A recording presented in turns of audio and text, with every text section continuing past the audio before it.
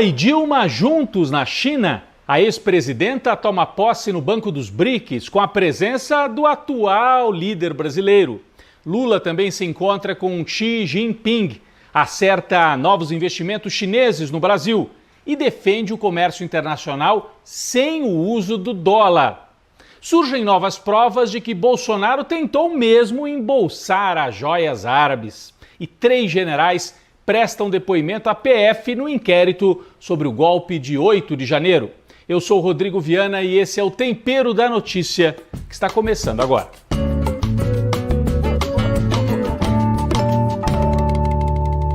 Foi um encontro simbólico na China. Lula e Dilma juntos em Xangai. A gente tem a foto, momento em que Lula chega à China e é recebido pela ex-presidenta. É o peso histórico de ter uma brasileira à frente do NBD, novo Banco do Desenvolvimento dos BRICS. BRICS, você sabe, Brasil, Rússia, Índia, China, África do Sul. Esse grupo de países importantes que são uma alternativa ao poder dos Estados Unidos, da Europa e do Japão.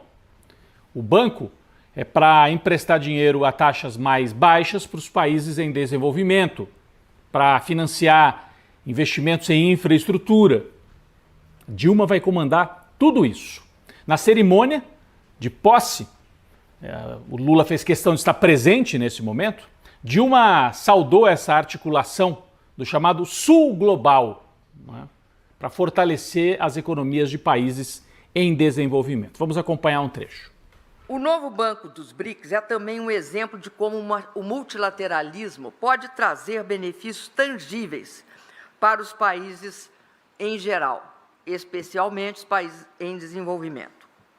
A sua fundação, além de um acontecimento histórico, foi uma demonstração da importância de estabelecer uma estratégia e uma parceria compartilhando as necessidades desses países do Sul global, ou seja, o Sul, que é esse Sul que quer emergir e que conta também com países do Norte, e com o multilateralismo. Está sendo fundamental, portanto, expandir o alcance do banco. De um lado, ampliamos o número de países membros, como eu já relatei aqui. De outro lado, estamos fortalecendo nossa plataforma financeira de cooperação. Lula também falou sobre a importância de se fazer comércio internacional sem depender apenas do dólar, uma fala muito importante. Eu toda noite me pergunto por que todos os países estão obrigados a fazer seu comércio lastreado no dólar. Por que nós não podemos fazer o nosso comércio lastreado na nossa moeda? Por que nós não temos o compromisso de inovar? Depois, Lula saiu de Xangai, foi até Pequim e se encontrou com o líder chinês, Xi Jinping. Aí, aquelas cerimônias oficiais, né, passaram as tropas em revista e a simbologia do encontro entre Brasil e China. A imprensa ocidental ficou um pouco preocupada, tanto pelas imagens em si, mas muito mais pela declaração de Lula, falando que o dólar não precisa estar no comércio internacional. Olha, a gente tem aqui a manchete, por exemplo, do Washington Post, que disse assim: o Ocidente achava que Lula podia ser um parceiro, mas ele tem outros planos. Querendo dizer assim, o Lula parece que está se aproximando demais da China. The Economist, que é uma revista tradicional britânica, avaliou da seguinte forma: a diplomacia brasileira às vezes parece ingênua ou primitiva. Ingênua para eles, né? Porque Lula pelo Brasil e Xi Jinping pela China estão tentando negociar o fim da guerra Rússia-Ucrânia. E isso não passaria pelos Estados Unidos, pela Europa, mas pelo eixo Brasil-China. Isso incomoda bastante o mundo, o chamado mundo ocidental. O Brasil faz parte desse mundo ocidental, claro, mas se direciona também para a Ásia, e isso preocupa demais os poderes aí, Estados Unidos e Europa. Incomoda, né? Bom, no Brasil, enquanto Lula estava na China, uma semana marcada pelo medo e pelo ódio, espalhados pelo submundo da internet. O uso das redes para espalhar pânico entre estudantes, entre famílias e entre professores. Outros casos graves de agressão foram se disseminando nas escolas depois daquele terrível em Blumenau, Santa Catarina. Tem uma rede atuando aí. E o objetivo é justamente provocar pânico. Tem alguns pais que não quiseram mandar os filhos para a escola. É um grupo que não é grande, que espalha esse pânico, mas com a ajuda das redes, parece que é muita gente e aí gera esse medo. O ministro da Justiça, o Flávio Dino, convocou as redes sociais para uma reunião e o Twitter, por exemplo, num primeiro momento disse que não ia cooperar, não ia retirar contas que estivessem participando dessas articulações terroristas, né, dentro das escolas. Aí houve muita pressão e depois o Twitter aceitou, não, vamos sim atuar para evitar essa disseminação do ódio. A Polícia Federal montou um grupo de trabalho para vasculhar estas redes e vai prender. Em breve, né, assim como prenderam os golpistas de 8 de janeiro, daqui a pouco vai ter muita prisão de gente que fica usando a internet, acha que ninguém vai perceber, mas é possível localizar os IPs, os endereços eletrônicos, e tem que reprimir porque estão espalhando pânico e mexendo com a vida de crianças, né, e de professores. É algo realmente muito perigoso. A extrema-direita, né, isso não vem à toa. A extrema-direita aposta nesse tumulto. Isso é uma coisa mundial. A turma do Trump nos Estados Unidos, a extrema-direita europeia e aqui no Brasil são os bolsonaristas. Eles operam nas redes, incentivam esse discurso, é medo, e depois que aparece o medo, agora tem que botar gente armada nas escolas. Vocês percebem? É para criar um ambiente em que a escola, em vez de ser um lugar de acolhimento, né, de crescimento, é um lugar do perigo. A gente tem que interromper isso. E ao mesmo tempo eles atuam para espalhar tumulto dentro do Congresso Nacional. Vocês viram as cenas? O ministro Flávio Dino, que hoje é um grande inimigo dessa extrema-direita, porque ele enfrenta. O Flávio Dino foi conversar com deputados numa comissão lá do Congresso. Ele tinha ido na semana anterior e tinha dado uma goleada, né, nessa turma aí dos bolsonaristas. Aí eles chamaram de novo o Flávio Dino para dar o troco. Como eles no debate, na semana anterior, tinham perdido, dessa vez eles não fizeram debate, eles fizeram tumulto. Usam o Congresso Nacional como se fosse um estúdio para as lives de transmissão desses extremistas.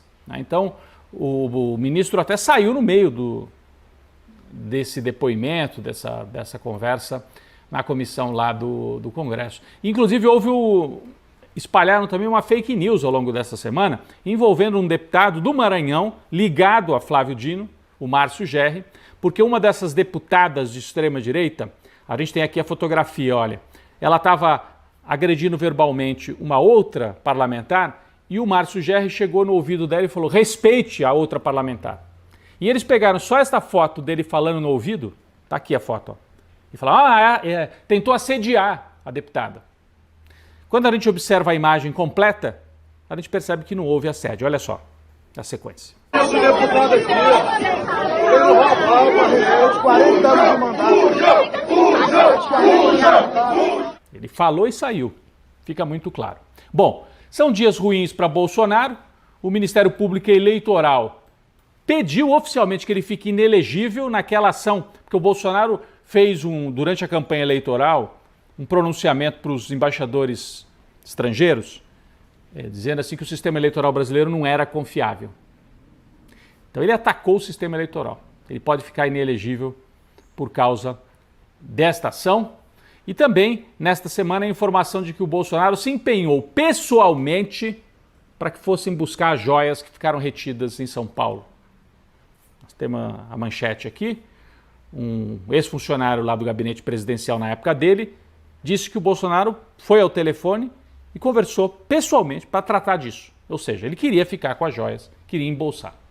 Dias ruins para o Bolsonaro, dias bons para a economia brasileira, o dólar abaixo de R$ 5, Em muitos e muitos meses isso não acontecia. A bolsa em alta, a inflação em queda, só falta agora baixar os juros. E aí depende do presidente do Banco Central e o Brasil precisa que baixe os juros para que a economia volte a rodar.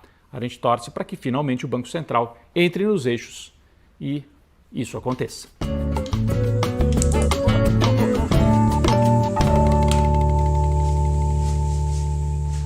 Quem vai para a panela de pressão esta semana são os militares. Inclusive 3 generais tiveram que prestar depoimento à Polícia Federal por envolvimento, omissão ou apoio aos atos golpistas de 8 de janeiro. O que chama a atenção é que pela primeira vez 3 generais estiveram ali prestando depoimento. General Gustavo Henrique Dutra de Menezes, General Carlos José Russo Assunção Penteado e General Carlos Feitosa Rodrigues estão entre os 80 militares ouvidos pela Polícia Federal. O primeiro deles, o Dutra de Menezes, era o comandante do Planalto.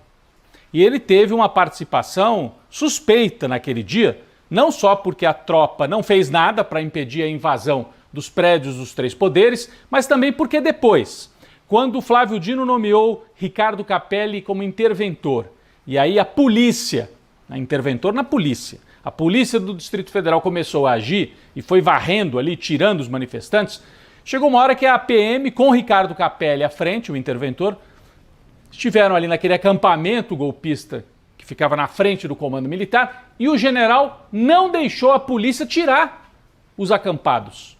Disse, não, pode haver um banho de sangue. Como assim banho de sangue? Ele sabia que a turma estava armada lá no acampamento e não fez nada? Então, ele prestou depoimento, a gente ainda não tem os detalhes sobre estes depoimentos. Esse general, inclusive, foi afastado depois pelo presidente Lula do comando do Planalto. Os generais podem ser indiciados pela Justiça Comum, na verdade pela polícia, né? O indiciamento é pela polícia e depois eles serão julgados pela Justiça Comum. Seria a primeira vez, né? Porque no Brasil existe a Justiça Militar. Então os militares sempre vão para o Tribunal Militar. Só que aqui não é crime militar, não estavam dentro do quartel, não cometeram uma indisciplina, uma infração militar. Cometeram crime contra a Constituição, contra a democracia brasileira. Então tem que ser julgados pela Justiça Comum. Vamos ver se isso vai acontecer. Lembra até o filme, né? A Argentina julgou seus militares por atos, por tortura, desaparecimentos lá na época da ditadura. Aqui seria a primeira vez que militares poderiam ser julgados pela Justiça Comum. É importante, uma decisão simbólica de afirmação da democracia, por isso os generais estão na panela de pressão.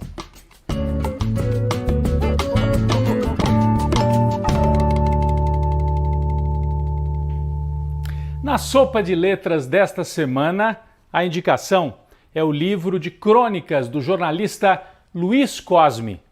O Cosme traça aí um painel nas crônicas que vai do morador de rua ao famoso apresentador de televisão, do comerciante ao sambista. Cosme mantém os olhos e ouvidos bem abertos nas ruas, né, para captar o material que dá origem às suas crônicas. O nome do livro, Beaty Nights, Catiripapos e Borogodó, um título sonoro para crônicas também que tem uma sonoridade das ruas. O Brasil tem muita tradição nas crônicas, né? Grandes autores, Fernando Sabino, Rubem Braga e outros no século XX. Carlos Drummond de Andrade, além de poeta, era também um cronista. Eles publicavam nos jornais, na época em que a imprensa tinha um peso, a imprensa escrita no papel. O Cosme escreve as crônicas na internet. Ele já foi fechador de jornal, como a gente diz, né? Editor, repórter, né? Um jornalista, hoje voltado para a internet, publica essas crônicas saborosas na internet e agora elas viram livro. Vale a pena, fica a indicação, Beaty Nights, Catiripapos e Borogodó, sai pela editora Cotter. Você pode comprar nas melhores livrarias ou então diretamente no site da editora Cotter, a nossa sopa de letras desta semana.